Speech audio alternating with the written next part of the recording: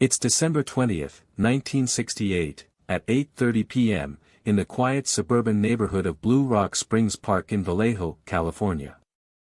A young couple, Betty Lou Jensen and David Faraday, have just been brutally murdered in their car. The sound of gunfire echoes through the night air as two bullets rip through the windshield. The victims' bodies slump lifeless against the dashboard. Panic sets in as passers-by are left reeling in shock. The scene is one of utter chaos and carnage. Blood-soaked seats, shattered glass, and twisted metal are all that remain of the once innocent vehicle.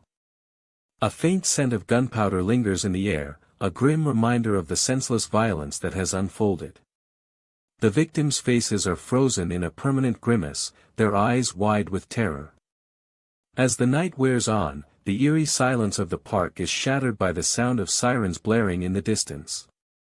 The killer is unknown, but the evidence is stark and chilling. A pair of gloves lies nearby, a telltale sign of the killer's efforts to leave no fingerprints behind. A cryptic message scrawled on a nearby phone booth will later become a signature motif for the killer. The victims' bodies are hastily abandoned in the car, as if the killer is in a rush to escape. A fleeting glimpse of a figure seen fleeing the scene is all that witnesses can recall. Witnesses describe seeing a man in his mid-30s, with a tall, slender build and a distinctive mustache. Some report hearing the sound of a car screeching away from the scene, while others recall the sound of footsteps echoing through the park. A few brave souls even claim to have spotted the killer lurking in the shadows, his eyes fixed intently on the fleeing couple.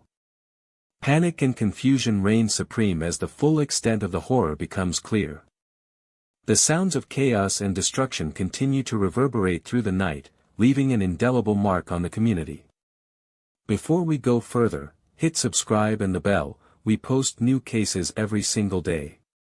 You won't want to miss a minute of this gripping true crime story.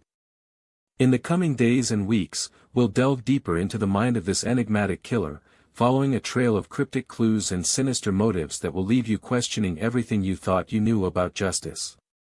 Let me take you back to the very beginning of this story, where a series of seemingly unrelated events will slowly begin to unravel the threads of a twisted narrative. The Zodiac Killer, as he would later become known, is an enigma wrapped in mystery, a master of manipulation who will stop at nothing to claim his victims and bask in the notoriety that follows.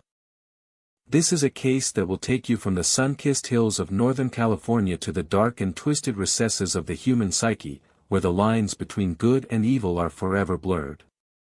As we embark on this journey, we'll uncover the complex web of clues and missteps that led investigators down a multitude of dead-end paths. We'll encounter the families and loved ones of the victims, their stories of loss and heartbreak, a haunting reminder of the devastating toll this killer's actions took on an entire community. And we'll meet the detectives and experts who dedicated their lives to tracking down the Zodiac Killer, their pursuit of justice a testament to the unyielding human spirit.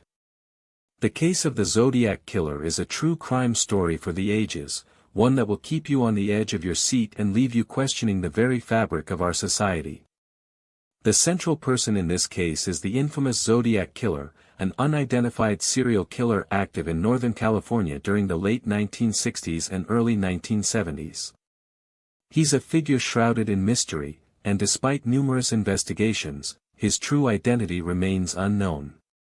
The name given to him is a combination of codes he sent to the press, including Z for Zodiac, a term he used in the first cryptogram sent to the San Francisco Chronicle in August 1969. He's believed to be a white male, living in the Bay Area, with a strong command of basic English.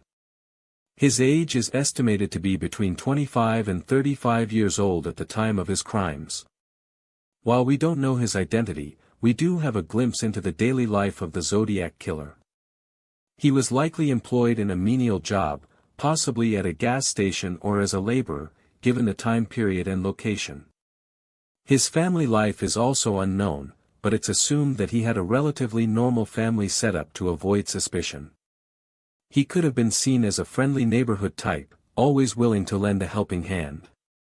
This persona would have made him relatable and likable in the eyes of those who knew him, which could explain why he was able to hide in plain sight. What made the Zodiac Killer likable and relatable? He sent letters to the press, claiming to have committed the crimes and taunting the police with cryptic codes and clues. This behavior was erratic and attention-seeking, but also somewhat charming in a twisted way. The killer took an interest in the investigation, seemingly proud of his handiwork. He even claimed to have sent a piece of his victim's clothing, a ring, to the Vallejo Times-Herald as proof. His brazen actions made him seem almost invincible. As for the Zodiac Killer's relationships, who did he trust? Given the secrecy and mystery surrounding his life, it's likely that he kept to himself, only forming superficial connections with those around him. It's also possible that he may have confided in someone close to him, perhaps a family member or a friend.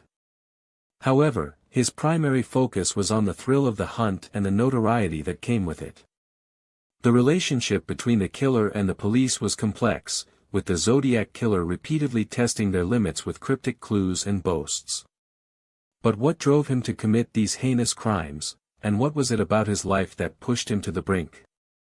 It was a crisp autumn evening on December 20, 1968, in Vallejo, California, with a clear sky and a low of 48 degrees Fahrenheit.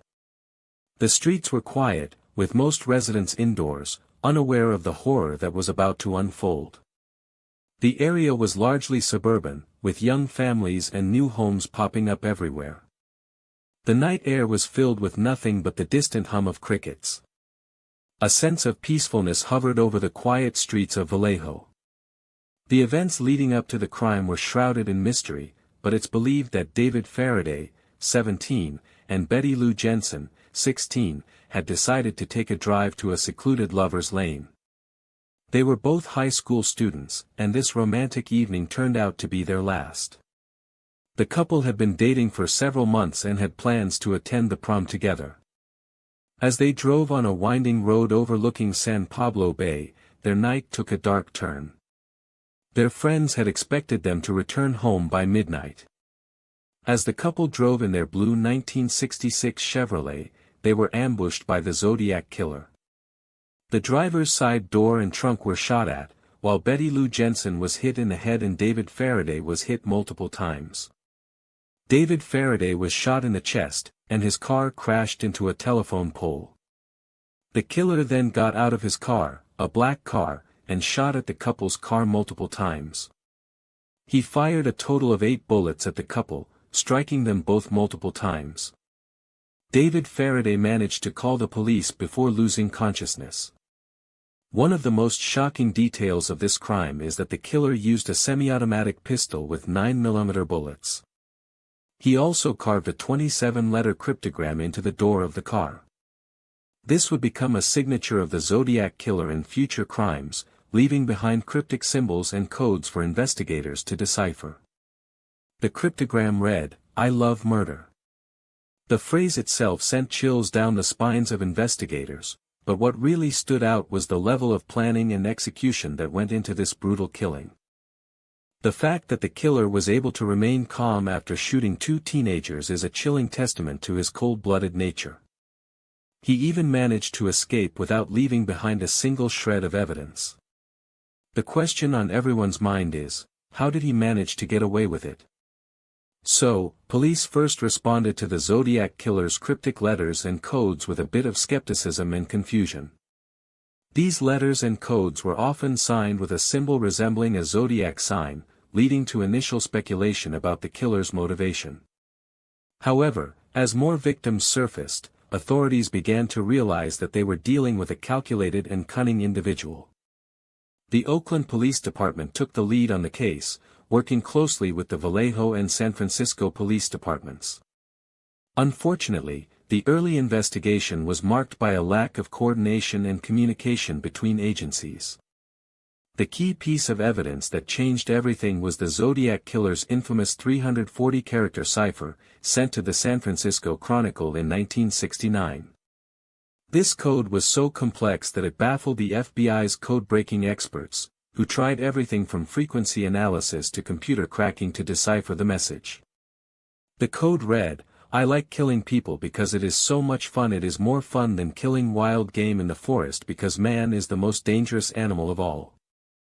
The Zodiac Killer's obsession with codes and ciphers raised the stakes for investigators and added to the public's fascination with the case. The code's complexity made cracking it a daunting task, and it remains one of the most famous unsolved ciphers in history. As investigators worked to identify the Zodiac Killer, several individuals emerged as potential suspects. Richard Gajkowski, a former newspaper editor, was accused of being the killer due to his involvement with the San Francisco Chronicle, where the Zodiac Killer sent his letters. Arthur Lee Allen, a convicted child molester, was also on the police radar due to his resemblance to the composite sketch of the Zodiac Killer. Another suspect, Ross Sullivan, was questioned by police after a former accomplice implicated him in the crimes. However, despite these leads, none of these individuals were ever formally charged with the Zodiac Killer's crimes. The red herring that wasted months of investigation was the case against a man named Richard Gajkowski, who was initially considered a prime suspect. Gajkowski's connections to the San Francisco Chronicle made him an early favorite among investigators, but further scrutiny ultimately cleared him of suspicion. Meanwhile, other leads, including Arthur Lee Allen and Ross Sullivan, were pursued without any conclusive evidence. As it turned out, Gajkowski's reputation as a former newspaper editor had made him a convenient target for investigators. Unfortunately, these false leads diverted resources away from more promising lines of inquiry, making it even harder to crack the case. I've finally pieced together the shocking truth about the Zodiac Killer, a mystery that has haunted Northern California for decades.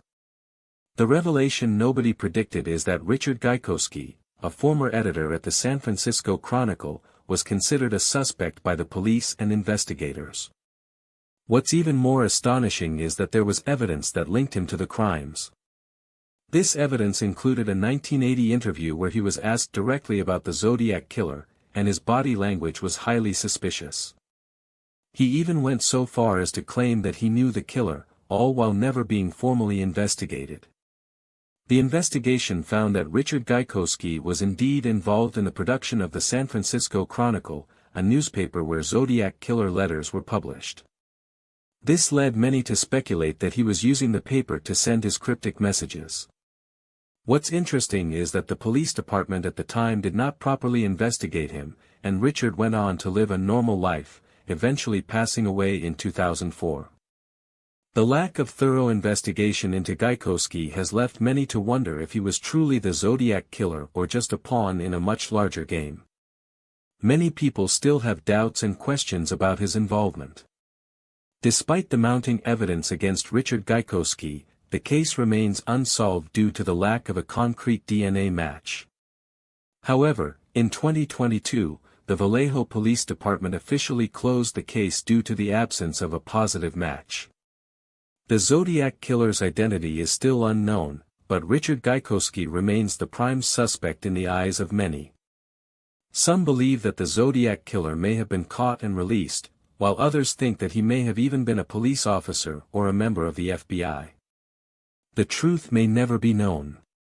The key players in this case have all moved on, some with their reputations intact, while others have been forever tarnished by the Zodiac Killer's sinister actions. The police officers who investigated Richard Gajkowski have retired and have not spoken publicly about the case.